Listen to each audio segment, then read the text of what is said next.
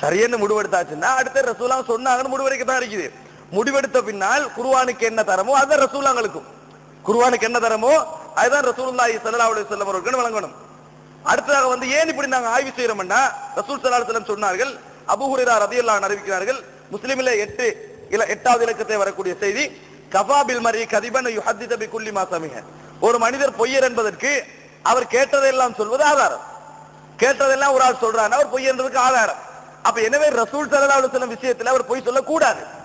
அதனால நாங்க என்ன செய்யறோம், கொஞ்சம் ஒரு ஆய்வு செய்யறோம். அது மாத்திரமல்ல, ரசூலுல்லாஹி ஸல்லல்லாஹு அலைஹி வஸல்லம் சொன்னதாக முகீரா ரலியல்லாஹு அன்ஹு அறிவிக்கிறார்கள். புகாரியிலே 1291வது இலக்கத்திலே வருகிறது, இன்ன கதிபன் அலைய, என் மீது பொய் சொல்வது இருக்கிறது, லைஸ கதிபின் அலா அஹதின். அதாவது உங்கள் ஒருத்தருக்கு ஒருத்தர் பொய் சொல்லிக் கொள்றீங்களே அது மாதிரி விஷயம் அல்ல. என் மீது பொய் சொல்வது உங்களில் ஒருவர் மீது பொய் சொல்வது போன்ற விஷயம் அல்ல சொல்லிட்டு ரசூலுல்லாஹ் சொல்றாங்க, மன் கதிப அலைய முதாம்மிதன், என் மீது யாராவது வேண்டும் என்று இட்டு கட்டினால் ஃபல்யதபவ்வ மகாதஹு மினன்னார், அவர் தனக்காக நரகத்தில் ஒரு இடத்தை ஏற்பாடு செய்து கொள்ளட்டும், அங்கதான் அவர் தங்குவாரு. இப்ப உங்களுக்குள்ள ஒருத்தருக்கு ஒருத்தர் பேசிக்கிற மாதிரி விஷயம் அல்ல என்று ரசூலுல்லாஹி ஸல்லல்லாஹு அலைஹி வஸல்லம் எச்சரிக்கிறார்கள். இவ்வளவு விஷயங்களும் தான் இந்த மெசேஜ் விஷயத்திலே ரசூல் ஸல்லல்லாஹு அலைஹி வஸல்லம் அவர்களை பற்றி வரக்கூடிய செய்தியிலே ஒரு கடும் போக்கை எங்களுக்கு ஏற்படுத்தியது. அந்த கடும் போக்கு என்ன நடந்தது, ஒரு கலையாக மாறுகின்ற அளவுக்கு மாறியதை நாங்கள் பார்க்கிறோம். ஒரு கலையாக மாறுகின்ற அளவுக்கு வந்ததை நாங்கள் பார்க்கிறோம்.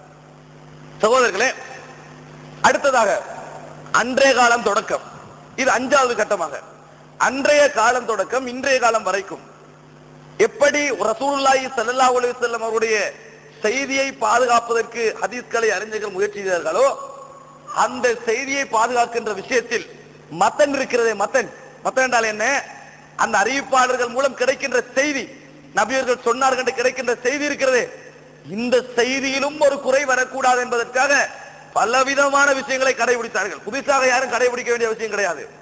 அன்று தொடக்கம் இன்று வரைக்கும் அறிவிப்பாளர்கள் மூலம் கிடைக்கக்கூடிய அந்த மெயினான செய்தி இருக்கிறது, அந்த செய்தியிலும் எந்த பாதிப்பும் வரக்கூடாது, களங்கம் வரக்கூடாது என்பதற்காக சில விஷயங்களை கடைபிடித்தார்கள். அதில் ஒன்று என்ன, பொய்யராண்டு ஆய்வு செய்கிறார்கள் தானே, நேர்மையானவராண்டு ஆய்வு செய்கிறார்கள் தானே, அது வெறுமனே அறிவிப்பாளர்கள் மட்டும் சம்பந்தப்பட்ட விஷயமா? பொய்யர் என்றால் என்ன வழங்குவோம், ஆரம்ப வரக்கூடிய செய்தி பொய்யாத்தான் இருக்கும். ரசூல் ஸல்லல்லாஹு அலைஹி வஸல்லம் சொன்ன இவர் சொல்ற அந்த விஷயமும் என்னது, பொய்யாத்தான் இருக்கும், தட்டிடுவோம். அப்ப அதுக்கான முயற்சி தானே இது. இன்னொரு வகையில சொல்றேன்னா, மனன குறைபாடு உள்ளவரா இல்லையான்னு பாக்குறாங்க. ஏன் பாக்குறாங்க, சில வேளை இருக்கிற ஒரு செய்தியை மாத்தி அவர் சொல்லிட்டாருன்னா, இருக்கிற ஒரு செய்தியை மாத்தி சொல்லிட்டாருன்னா, கண்ட ஆசிரியருக்கு பதிலா பொய்யான ஒரு ஆசிரியர் சொல்லிட்டாருன்னா தெரியாம இந்த பிரச்சனை வரப்படாதுன்றதுக்காக அவரை பார்க்கல. இது ரெண்டு எதற்கான முயற்சி, வரக்கூடிய அந்த மெசேஜ் சரியா இருக்கணும் என்பதற்கான முயற்சியோட வேற மேலதிகமான எந்த முயற்சியும் அல்ல. நீங்க பார்க்கணும், சில சந்தர்ப்பங்களிலே ஒரு செய்தி ஒரு சஹாபிட்ட இருந்து வந்திருக்கும், அந்த சஹாபிட்ட 10 பேர் கேட்டிருப்பாங்க, ஒவ்வொரு 10 பேர்ட்டின்னு ஒரு 10 பேர் கேட்டிருப்பாங்க, 100 பேரா இல்லையா? இதை வச்சு ஒரு சில எண்ணிக்கையில மாற்றம் வரும். ஒரு ஆள் 10 வாரு, ஒரு ஆள் 12 வாரு, ஒரு ஆள் மக்கா வாரு, ஒரு ஆள் மதீனா வாரு, ஒரு ஆள் நைட் வாரு, ஒரு ஆள் பகல் வாரு. ஆனால் செய்தி விஷயம் ஒரு அடிப்படை ஒன்று இருக்குது. இந்த கிளை விஷயங்கள பிரச்சனை வரும். இது அப்படியே சேர்த்து எடுத்து நைட்டா பகலா, 10ஆ 11ஆ, மக்காவா மதீனாவா, இப்படி எல்லாம் முடிவெடுக்கிறாங்கன்னு சொன்னா அதை அறிவிப்பாளர் வச்சே அதை தீர்மானிக்கிறாங்க. அது காரணம் என்ன, அவர்கள் நபி அவர்களுடைய அந்த மெசேஜ் விஷயத்திலே சரியானதை நாங்கள் எடுக்க வேண்டும் என்பதற்கான முயற்சியா இல்லையா? சரியானதை எடுக்க வேண்டும் என்பதற்கான முயற்சி. அதை எப்படி எடுப்பார்கள், 10 ஆசிரியர்கள் என்றால் அந்த 10 ஆசிரியர்கள் ஒவ்வொரு இடத்திலும் 10 மாணவர்கள் என்றால் முதலாவது 10 மாணவரை எடுப்பார்கள்.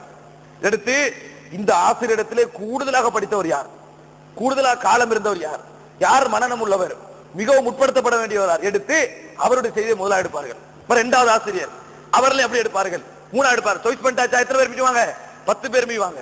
இந்த 10 பேர்ல மறு ஆய்வு செய்வாங்க. இப்படி செஞ்சுதான் மக்கான முடிவுக்கு வருவாங்க, மதீனான முடிவுக்கு வருவாங்க.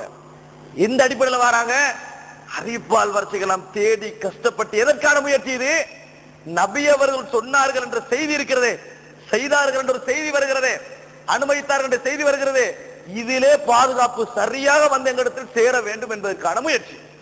அதனால புதுசா யாரும் என்னது, யாரும் ஆரம்ப கால ஹதீஸ்களை அறிஞர்கள் யாரும் அதை கணக்கெடுக்கவில்லை, நாங்கள் தான் புதுசா கணக்கெடுக்கணும் சொல்ல வேண்டிய அவசியம் இல்லை. அதை உரிய முறையில் அழகான முறையில் பாதுகாக்கப்பட்டிருக்கிறது, அல்ஹம்துலில்லாஹ். இதை அரபியிலே இலலுல் ஹதீஸ் என்றோ சுதூத் என்று சொல்வார்கள் அரபியில். நான் தமிழ்ல வழங்கப்படுத்தினேன். இல்ல உசூல் ஹதீஸ் சொல்லக்குள்ள என்ன செய்வாங்கன்னா கஷ்டமதி உசூல் ஹதீஸ் என்றது மிகவும் பாரம், ஒரு பாரமும் இல்லை. எதிரிமா பாரம், அந்த அரபில சில வார்த்தை வருது தெரியுமா, அதான் பாரம். இல்லண்டுவாங்க, சுது வேண்டுவாங்க, சரி எண்ணுவாங்க, முத்தவாத்திரம் ஆகாதவங்கள பயம் வந்துரு. அது தமிழ்ல சொன்னா சப்ஜெக்ட் முடிஞ்சது, அவ்வளவுதான். அதையே தமிழ்ல சொன்னா செய்தி முடிஞ்சது. கொஞ்சம் நுட்பம் தேவை, எல்லா அறிவையும் படிக்கிறது கொஞ்சம் நுட்பம் தேவையே, அதுதான் தேவை. ஒளி இது பெரிய கலையெல்லாம் ஒண்ணும் இல்லை, சாதாரணமான விஷயம், ஒரு செய்தி எடுப்பதற்கான விஷயம். நபியோட விஷயத்திலே கொஞ்சம் பிரத்தியே கவனம் எடுக்கப்பட்டிருக்கிறது. இதை நாங்கள் புரிந்து கொள்ள வேண்டும் சகோதரர்களே. இந்த நேரத்திலே இது ஒரு நான் சொன்னது ஒரு 6வது விஷயம். 7வது சப்ஜெக்ட் என்னவென்று சொன்னால், எனவே ஒன்று வகை என்று தீர்மானிக்கப்பட்டு விட்டதென்றால் எங்களுக்கு சில வேளைகளில் குர்ஆனை வாசிக்கின்ற பொழுது ஒரு வசனம் இன்னொரு வசனத்தோடு முரண்படுகின்றது போன்று விளங்கும். குர்ஆன் வசனம் ஒன்றே இன்னொரு வசனத்தோடு முரண்படுகிறது போன்று விளங்கும். ஏன்டா நான் என்ன சொல்ல வரேன்னா, நாங்க அறிவிட மூலாதாரங்கள் குர்ஆன் சொன்னான்னு சொல்றோம். இது ரெண்டுக்குள்ளே முரண்பாடு, நான் அறிவிட மூலாதாரம் என்றது இல்லாம போயிருமே. அது நம்ம சரியா இருக்கணும். ஹதீஸ்ல ஒன்று இன்னொன்றோட முரண்படுற மாதிரி என்ன செய்யும், விளங்கும். அதே நேரத்தில் குர்ஆன்ல ஒன்று ஹதீஸோட முரண்படுற மாதிரி விளங்கும், ஹதீஸ்ல ஒன்று குர்ஆனோட முரண்படுற மாதிரி விளங்கும். நீங்க முதல்ல என்ன செஞ்சிருக்க தெரியுமா, குர்ஆன் ஹதீஸ் ரெண்டுக்குள்ள ஜாயிண்ட் எடுத்துருங்க, ரெண்டு வகை தான். விளங்கிட்டானே, குர்ஆனுக்கு முரண்படுறதை எப்படியாவது சேர்க்க பார்ப்போம், குர்ஆனுக்கு ஹதீஸுக்கு முரண்படக்குள்ளே தட்ட பாக்குறது. விளங்கிட்டா உங்களுக்கு, குர்ஆன்ல ஒன்று குர்ஆனுக்கு முரண்படக்குள்ள எப்படியாவது சேர்க்க பாக்குறது. குர்ஆன்